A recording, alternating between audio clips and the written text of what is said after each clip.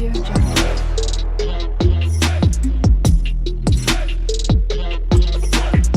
Audio Jungle. Hello అండి అందరికీ ఎలా ఉన్నారు అందరూ? Welcome back to our channel Sai Shruti makeup and vlogs. ఈరోజు రెసిపీ వెజ్ పులావ్. ప్రాసెస్ ఏంటి అన్నది ఈ వీడియోలో చూద్దాం. సో ఎవరు కూడా వీడియో మిస్ అవ్వకుండా ఎండ్ వరకు చూడండి. 2 కప్ ఆఫ్ బాస్మతి రైస్ అయితే తీసుకుంటున్నాను నేను ఇక్కడ.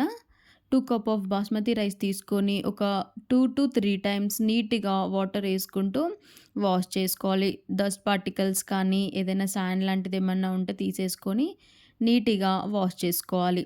ఇలా వాష్ చేసుకున్న తర్వాత వాటర్ ఏసుకొని ఒక హాఫ్ అన్ అవర్ పాటు పక్కన పెట్టుకోవాలి. సో ప్రాసెస్ స్టార్ట్ చేద్దాం ఇంకా.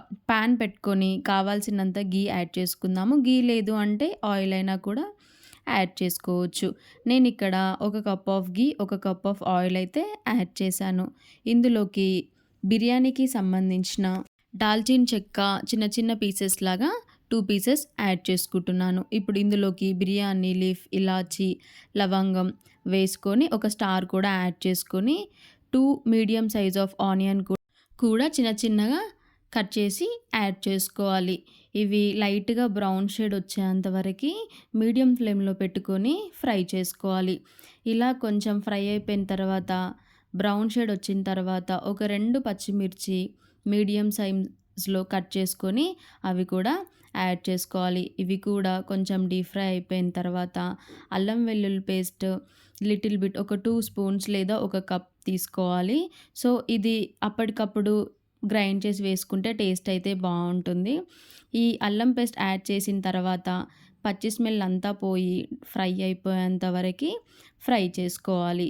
ఇలా డీప్ ఫ్రై చేసుకున్న తర్వాత ఇందులోకి వెజిటేబుల్స్ యాడ్ చేసుకోవాలి. నేను ఇక్కడ మీడియం సైజ్లో కట్ చేసి పెట్టుకున్న క్యారెట్ అండ్ బీన్స్, ఇందులోకి ఒక పొటాటో కూడా చిన్న చిన్నగా కట్ చేసి వేసుకున్నాను.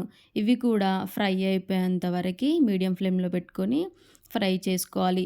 మనకి వెజిటేబుల్స్ కావాలి అంటే కాలీఫ్లవర్, పచ్చి బఠానీ, మిల్ మిల్కర్ ఇట్లా తినేవాళ్ళు ఉంటే అన్ని వెజిటేబుల్స్ కూడా యాడ్ చేసుకోవచ్చు. సో ఇలా కొంచెం ఫ్రై అయిపోయిన తర్వాత దీంట్లో మనం 2 కప్స్ ఆఫ్ రైస్ తీసుకున్నాం కాబట్టి 4 కప్ ఆఫ్ వాటర్ యాడ్ చేయాలి. 4 కప్ ఆఫ్ వాటర్‌లోకి ఇక్కడ నేను 2 కప్ మాత్రమే వాటర్ యాడ్ చేశాను. ఇంకో కప్ ఆఫ్‌కి పచ్చి కొబ్బరి వాటర్ అయితే యాడ్ చేశాను. పచ్చి కొబ్బరి గ్రైండ్ చేసుకొని దాంట్లో కొంచెం వాటర్ యాడ్ చేసి ఇలా మిల్క్ లాగా చేసి యాడ్ చేసుకుంటే టేస్ట్ అయితే చాలా బాగుంటుంది.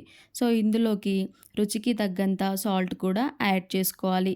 ఇలా అన్నీ యాడ్ చేసుకున్న తర్వాత పైనుండి పుదీనా ఇంకా కొరియాండర్ కూడా యాడ్ చేసుకోవాలి. ఇలా అన్నీ యాడ్ చేసుకున్న తర్వాత ఒక 5 మినిట్స్ పాటు హై ఫ్లేమ్‌లో పెట్టుకోవాలి.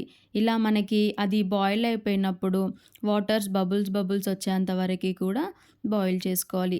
ఇలా వచ్చిన తర్వాత మనం ముందుగానే నానబెట్టి పెట్టుకున్న రైస్‌ని కూడా యాడ్ చేసుకోవాలి. సో ఇలా రైస్ నానబెట్టి యాడ్ చేసుకోవడం ద్వారా రైస్ అనేది మనకి చాలా సాఫ్ట్‌గా వస్తుంది. సో మనకి ఈజీగా కుక్ అయిపోతుంది. సో రైస్ యాడ్ చేసిన తర్వాత రైస్ మొత్తాన్ని ఒకసారి కలుపుకొని మనకి ఆల్మోస్ట్ ఒక 60-70% స్టవ్ పైనే మనం కుక్ అనేది చేసుకోవాలి. సో వాటర్ అంతా అబ్జర్వ్ చేసుకొని మనకి ఆల్మోస్ట్ రైస్ అయితుంది అన్న టైంలో మనం స్టవ్ పైన ఒక థిక్ లేయర్ ఉన్న ఇంట్లో ఏది ఉన్నా నేను ఇక్కడ దోస ప్యాన్ యూజ్ చేస్తున్నాను. సో అది పెట్టుకొని పైనుండి బౌల్ పెట్టి క్యాప్ అనేది టైట్‌గా పెట్టుకోవాలి. సో ఇక్కడ హోల్ ఉంటే హోల్ కూడా క్లోజ్ చేసుకుంటున్నాను. ఒక 10-15 మినిట్స్ పాటు లో ఫ్లేమ్‌లో పెట్టుకొని దమ్‌కేసుకోవాలి. సో ఇలా చేయడం ద్వారా రైస్ అనేది మంచిగా దమ్ అవుతుంది.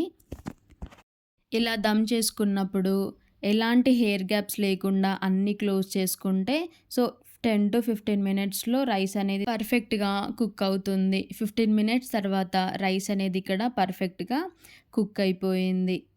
పర్ఫెక్ట్ కొలతలతో మనం రైస్ అనేది ఇక్కడ వెజ్ పులావ్ అనేది ప్రిపేర్ చేసుకున్నాం కాబట్టి రైస్ మెత్తగా అవ్వడము, లేదు అంటే కొంచెం పలుకులాగా ఉండడం అట్లాంటివి ఏం లేకుండా పర్ఫెక్ట్‌గా కుక్ అయిపోయింది. సో, మీకు ఈ వీడియో నచ్చినట్లయితే మీరు కూడా ట్రై చేయండి. అండ్ వీడియో నచ్చితే ఒక్క లైక్ చేసి సబ్స్క్రైబ్ చేసుకోవడం మర్చిపోకండి. And thank you for watching.